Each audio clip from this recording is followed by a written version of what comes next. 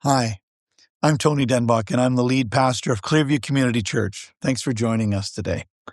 A few summers ago, a group of hikers set out to climb a steep section of the Rockies, with a professional guide leading the way.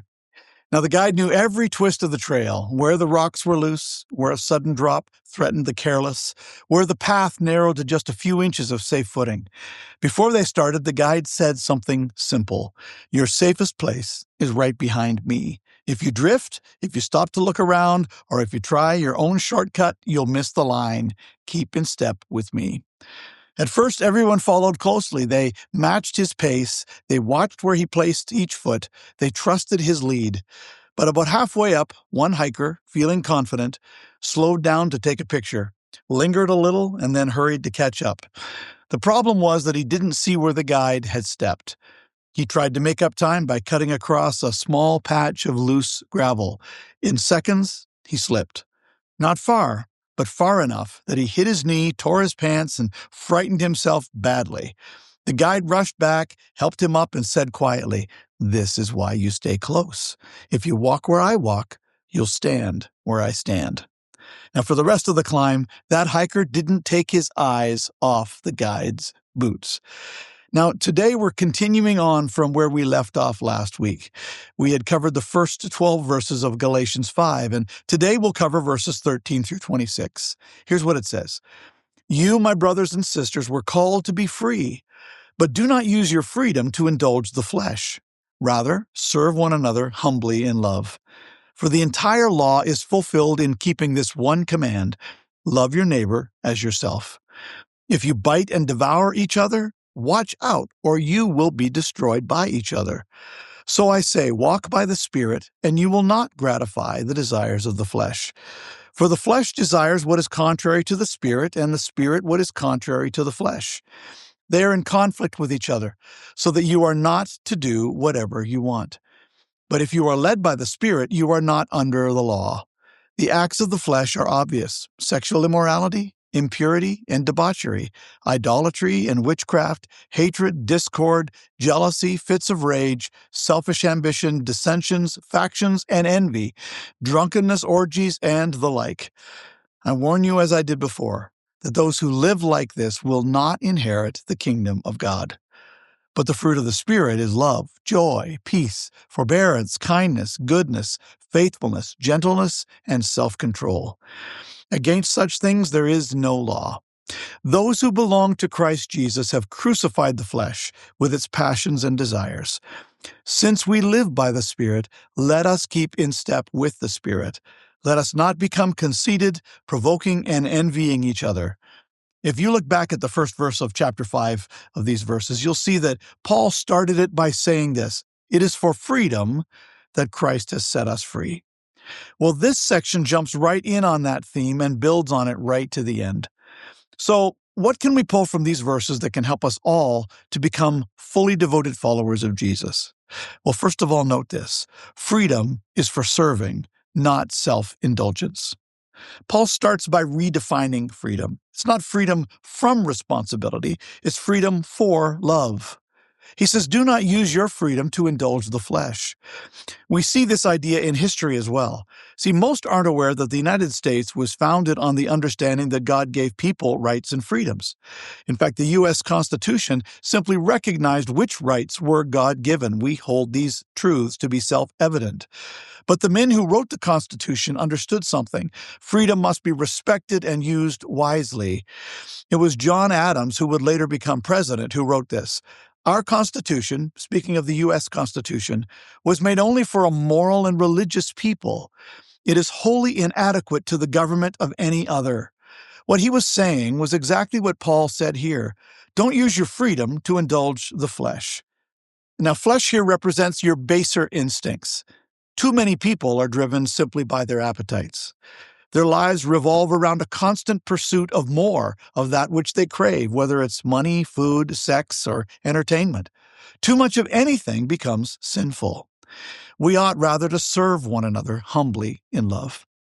In verse 14, Paul goes on to say, in different words, what Jesus said, that the entire law is fulfilled in keeping this one command: love your neighbor as yourself.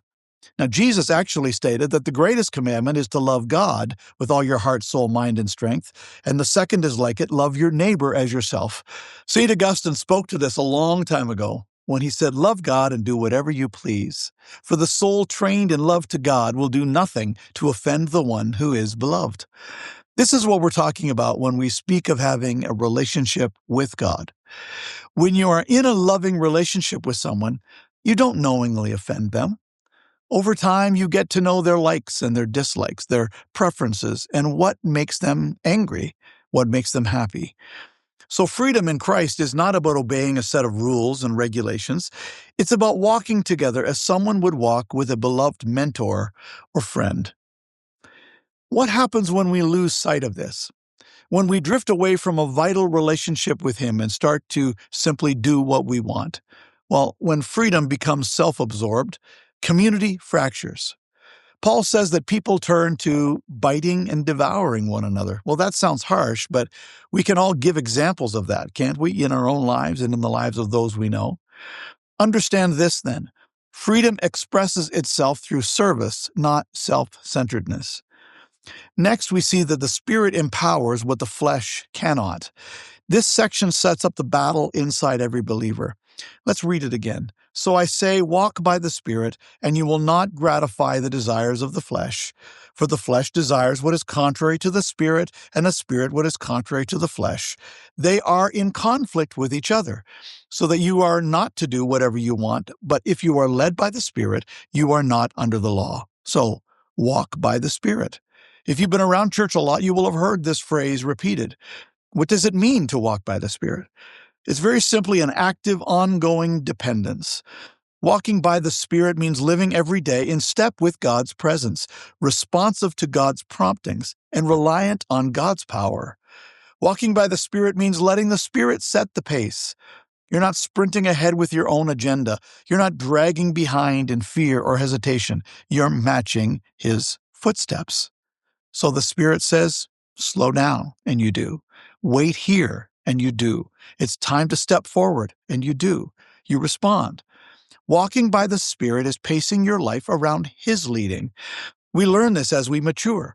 We get better at it by simple acts of obedience.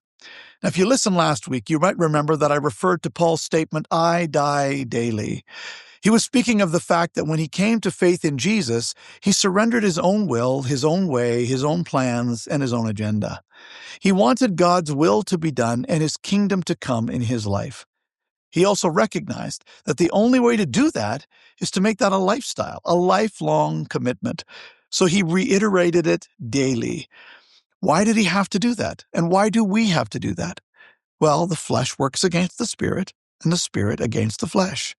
We all have this nature within us that is selfish and sinful. It is drawn to the easy way, to the path of least resistance. Paul says the desires of the flesh are against the Spirit in Galatians 5:17. So every day you have choices.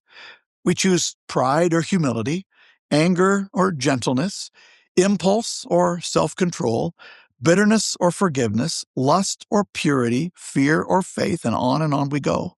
Walking by the Spirit is siding with the Spirit in every one of those battles. Not perfectly, but increasingly. It is learning to agree that God's way is the best way and reforming our thought patterns in that direction. As Paul wrote in Romans 12, verse 2, "Do not conform to the pattern of this world, but be transformed by the renewing of your mind.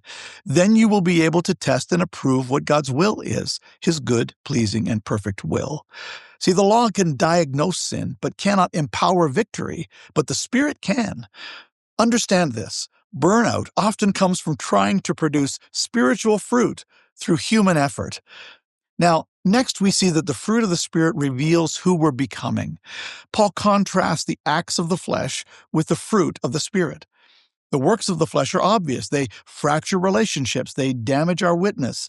And he actually gives us a list: sexual immorality, impurity and debauchery, idolatry and witchcraft, hatred, discord, jealousy, fits of rage, selfish ambition, dissensions, factions and envy, drunkenness, orgies, and the like.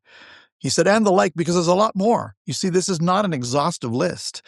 In other places, he also lists things like gossip, something we think is relatively harmless, but does incredible damage. These things make us look bad, and they make God look bad. Well, how? Because people know that we profess to be a Christian. They know that these things are contrary to what a Christian stands for, and yet they see someone who calls themselves a believer doing those things. What conclusions do they draw? Well, they naturally think that either you're a hypocrite or the whole Christianity thing is a fraud. Well, the reality is that neither one of those things are true.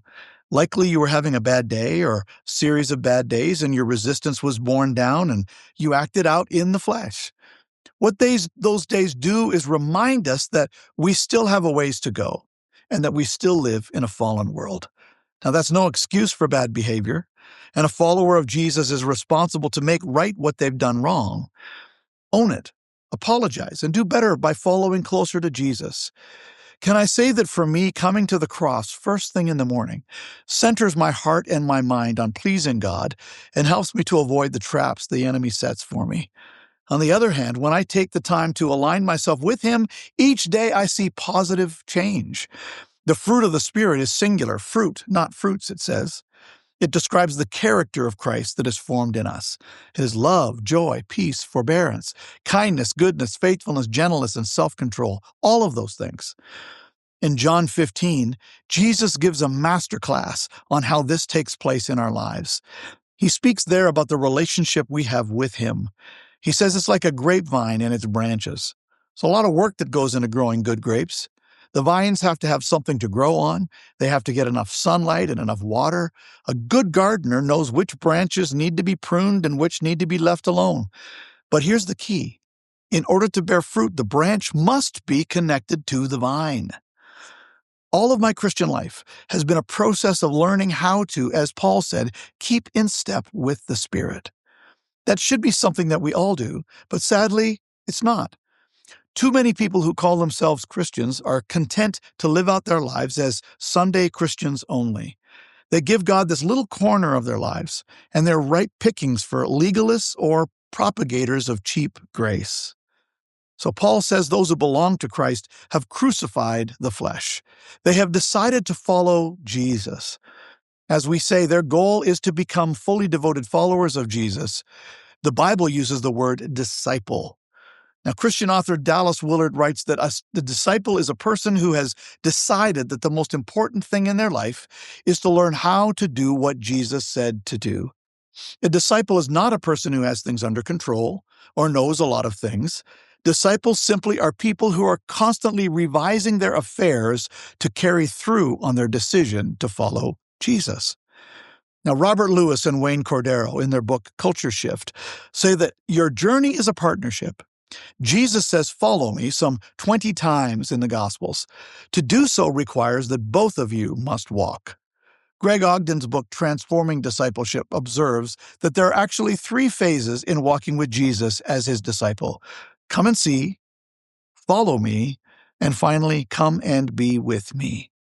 As you follow Jesus in that walk, you will be transformed to reflect the glory of the Lord, as it says in 2 Corinthians 3:18. See, this section is about the transformation of your life. It is about looking at where you are and where you want to be and understanding that the gap between here and there is learning how to walk in step with the Spirit of Christ in you. So take these thoughts with you today. Freedom isn't the right to do whatever you want. It's the power to do what you ought to. The flesh destroys relationships, but the Spirit restores them. The flesh tears communities apart, and the Spirit brings them back together. See, at the end of the day, Paul isn't simply calling us to try harder or behave better. He's inviting us into a relationship where the Spirit of God actually shapes who we become. The Christian life isn't a sprint of self-effort. It's a step-by-step companionship with the one who knows the trail better than we do. You can't control every circumstance, you can't predict every temptation, and you can't guarantee your own strength. But you can choose where you place your next step. And the promise of Scripture is this: if you stay close to the Spirit, if you walk where He walks, He will produce in you what you could never produce on your own. Would you pray with me today? Dear God, we thank You that You have not left us on our own. You sent Your Son who gave His life so that we could have life, and He sent us His Spirit who dwells in us and can lead us daily. Teach us how to walk in step with your Spirit. Help us to develop the fruit of the Spirit in our lives, and may we enhance your reputation in the world by how we live our lives. We ask this in Jesus' name. Amen. So may we never boast, except in the cross of our Lord Jesus Christ, through which the world has been crucified to us and us to the world. The grace of our Lord Jesus Christ be with your spirit, brothers and sisters. Amen. Thank you for joining with us today.